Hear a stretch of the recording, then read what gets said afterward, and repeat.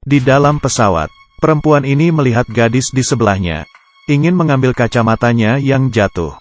Tapi, ekspresinya tiba-tiba berubah, karena dia melihat di belakang gadis itu.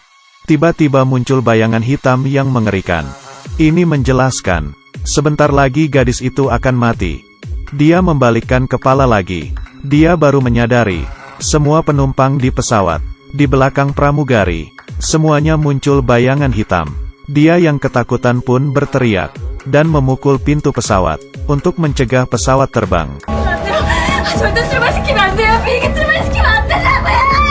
Tapi akhirnya, dialah yang dianggap perusuh, lalu mengeluarkannya dari pesawat, dan pelan-pelan melihat pesawat itu terbang. Dan ternyata, tidak lama kemudian, diberitakan bahwa pesawat itu menghilang, dan semua penumpang mati. Tidak salah lagi, perempuan ini bernama Haram. Dari kecil dia sudah bisa meramal kematian seseorang. Hingga saat ini, bisa melihat kejadian kematian itu.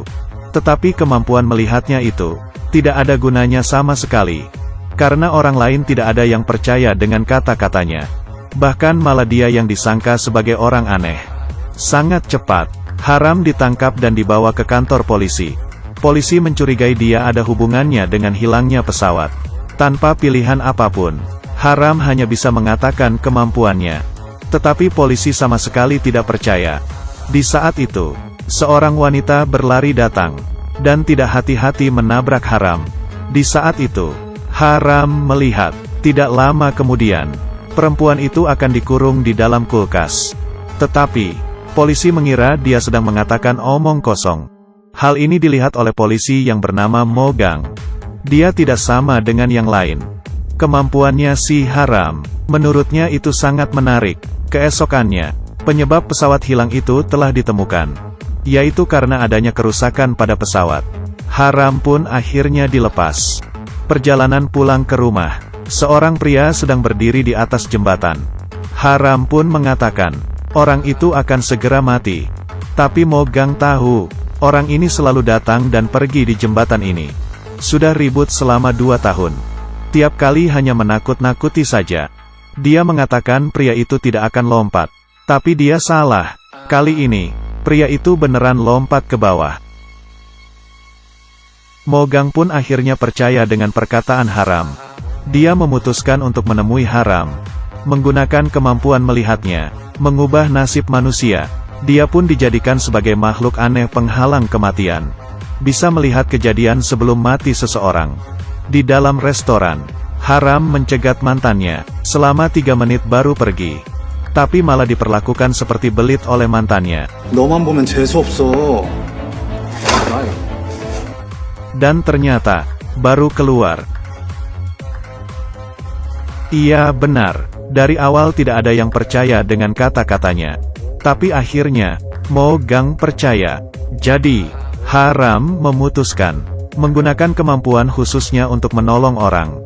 Dia melepaskan kacamata, memotong poni, berjalan di jalan untuk mencari target. Dengan cepat, dia sudah melihat seorang wanita yang akan mati. Tetapi wanita ini mati karena penyakit. Jadi dia tidak bisa menolong. Selanjutnya, dia melihat lagi seorang pria, akan disandera di dalam mal, dan terkena tembakan. Dia dengan cepat mengikutinya, memperingati si pria, jangan pergi ke mal, kalau tidak akan terjadi hal yang buruk. Tetapi pria itu tidak percaya. Haram hanya bisa memikirkan cara lain. Dia mengeluarkan 100.000, ingin pria itu untuk tunggu di dalam kafe. Jangan kemana-mana, tapi pria itu malah tidak mau. Terakhir, Haram sengaja mengganggu si pria, dan melukai dirinya.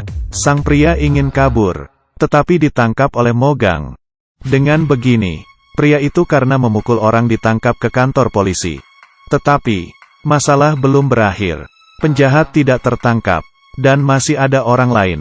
Haram berdasarkan bayangan yang dilihatnya, menemukan tempat dan waktu kejadian, dan wanita yang mencurigakan di keramaian. Mereka menemui perempuan, dan mengetahui, karena berubah hati, pacarnya pun keluar dari tentara. Jadi kemungkinan saja penjahat itu adalah pacarnya. Kemudian, mereka menyuruh sang perempuan untuk mengajak ketemuan pacarnya. Lalu tunggu dan lihat. Sang pacar pun ditangkap. Setelah keluar dari kantor polisi, hati Haram bingung. Yang aneh adalah, orang yang ditangkap jam tangannya di sebelah kiri. Tetapi penjahat yang dilihatnya, memakai jam tangan di kanan. Hal ini, masih saja belum selesai. Setelah Haram pergi, telepon di kantor polisi berbunyi.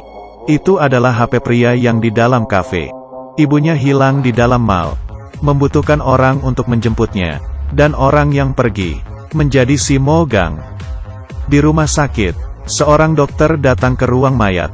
Dia menemukan mayat seorang pria. Tetapi di saat dia ingin melakukan sesuatu, mayat itu tiba-tiba hidup. Dan yang hidup itu ternyata si Mogang. Sebelumnya, Mogang menggantikan si pria kafe ini. Pergi ke mal untuk menjemput ibunya. Dan tiba-tiba bertemu dengan penjahat yang sesungguhnya. Waktu dan tempat semuanya benar. Laki-laki yang disandera, sekarang menjadi Mogang. Terdengar suara tembakan. Mogang pun terjatuh. Setelah diantar ke rumah sakit, dikatakan tidak tertolong dan mati. Tapi sekarang, dia hidup seutuhnya. Dia sebenarnya orang seperti apa? Orang yang ingin membunuhnya itu juga siapa? Segalanya menjadi lebih rumit. Yang anehnya adalah, setelah Mogang siuman, dia seperti menjadi orang lain. Dia yang dulu, seorang polisi yang amatir, melihat tempat kejadian, bisa langsung muntah. Terhadap seniornya juga lebih dari sekadar janji. Tapi sekarang, tidak hanya sifatnya yang berubah, tetapi juga berani bertindak kepada seniornya. Yang lebih aneh adalah, di jalan, Mogang berjalan masuk ke dalam lemari tua. Tapi sedetik kemudian, tiba-tiba muncul, di toilet kantor polisi, yang awalnya mencoba baju di sebuah toko. Sedetik kemudian, sudah muncul di toilet perempuan.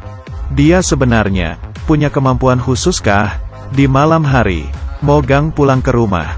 Tapi di luar rumah, Mogang yang lainnya, sedang perlahan-lahan berjalan masuk.